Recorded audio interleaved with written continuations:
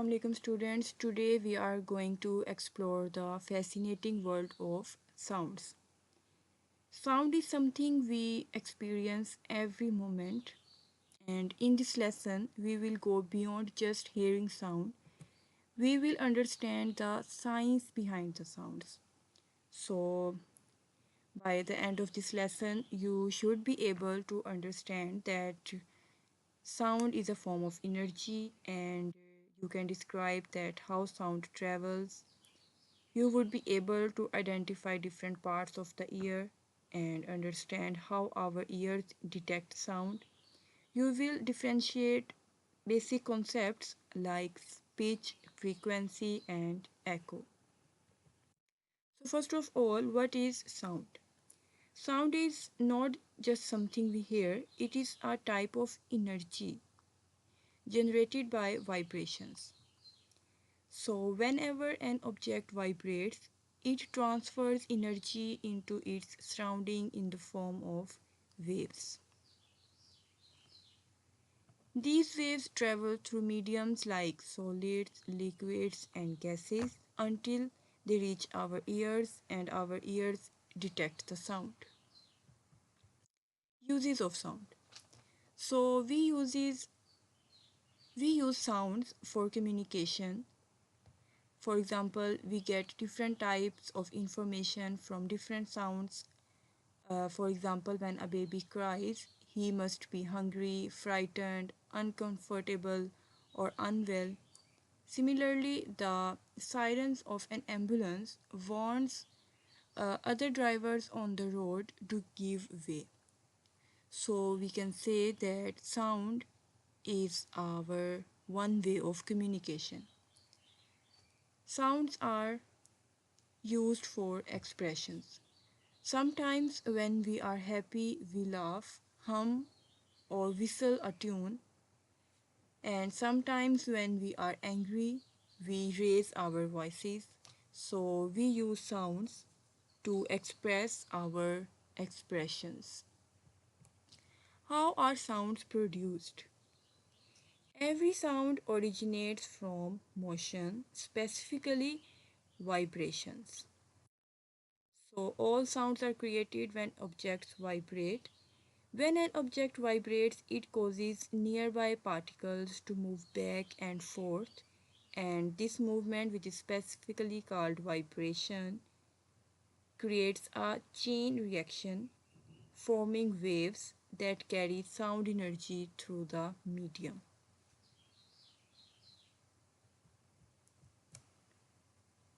So, this is called tuning fork, and these are called the prongs of the tuning fork.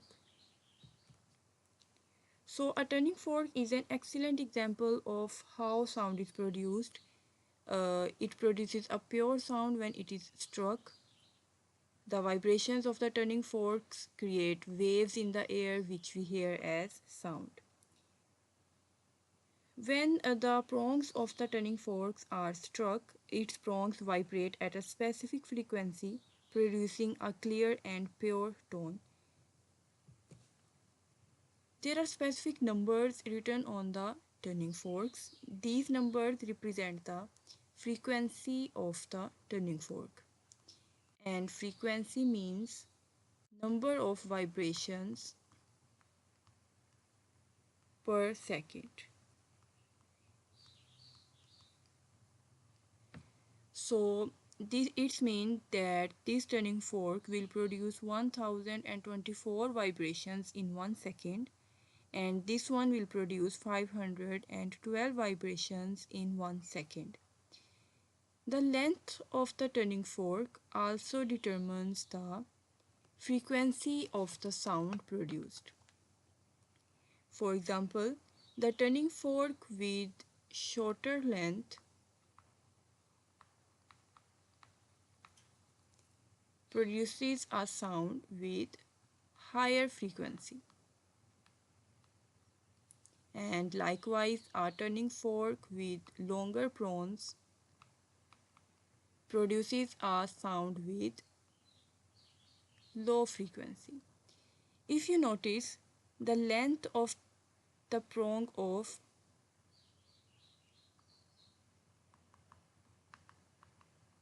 the length of the prong of this turning fork is longer and the length of this turning fork is shorter.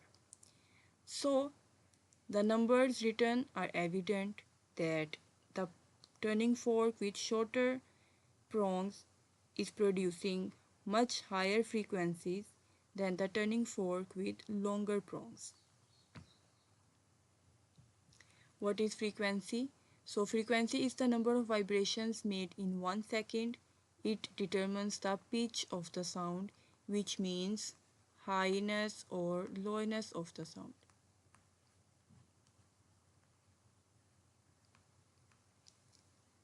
So, higher frequencies produce higher pitched sound, and lower frequencies produce lower pitched sounds, and the frequencies are measured in hertz, which is the SI unit for measuring frequencies.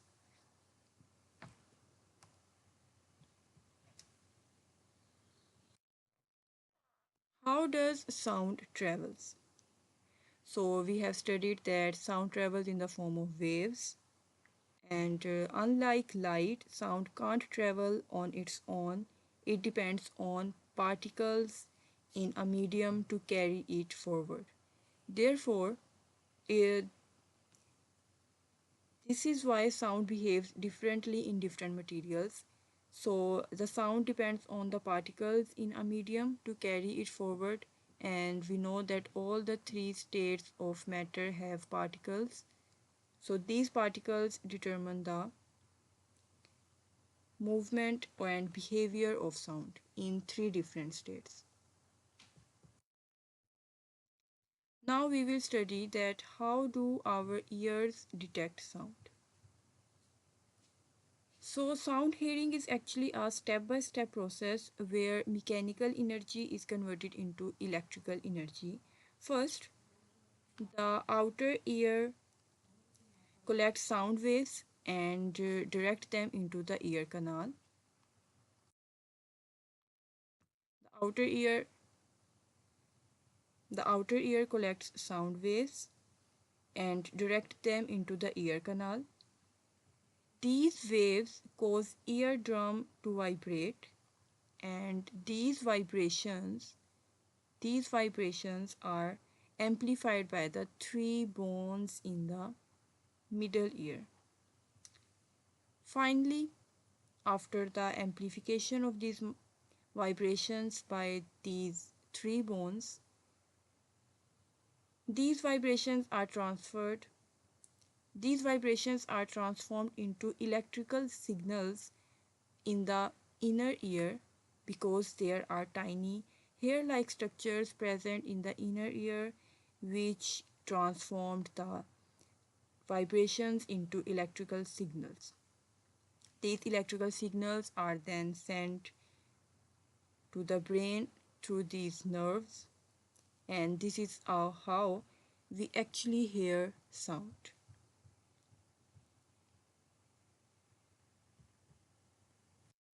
So, next is, can sound travel through solids, liquids, and gases? Yes, sound can travel through all three states of matter because each contain particles capable of vibrating. These all three states have particles which are capable of vibrating. However, the speed of the sound varies depending on how closely these particles are packed in each state. Now, sounds need a medium to travel. Yes, sounds require a medium to travel because it depends on the particle interaction.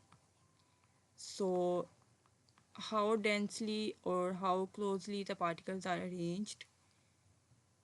So, sound travels faster through denser mediums. It's mean in denser mediums, particles are closer together, which allows sound to travel more efficiently. However, in a vacuum where there are no particles, so no sound can travel through the vacuum. Yes, we can understand from these pictures that in solids where particles are very close together, sound travel fastest. In vacuum where there are no particles, sound can't travel at all. And in liquids and in gases where particles are close but can move around, sound moves slower than in solids. And in gases, sound moves the sound travels the slowest.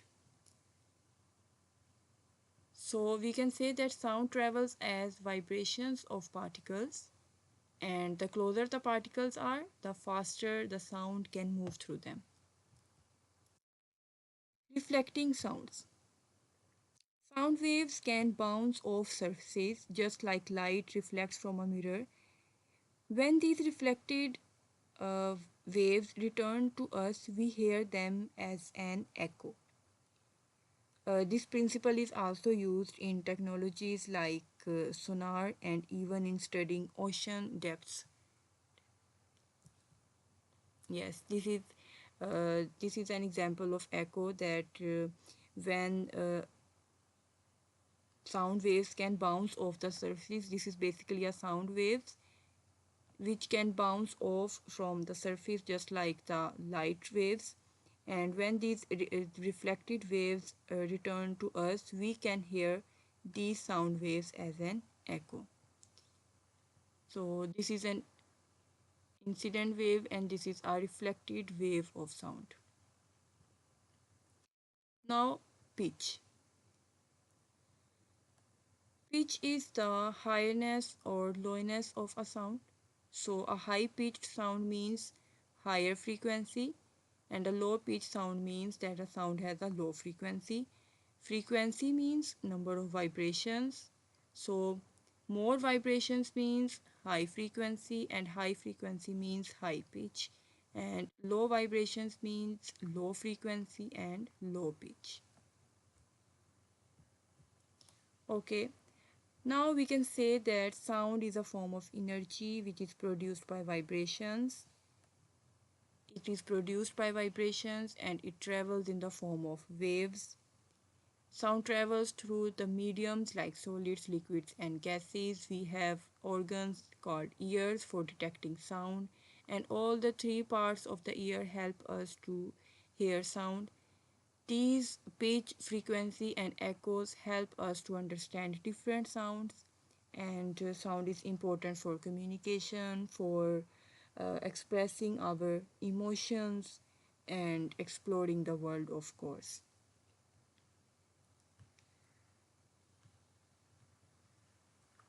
Okay, students, this was our today's lesson. Thank you.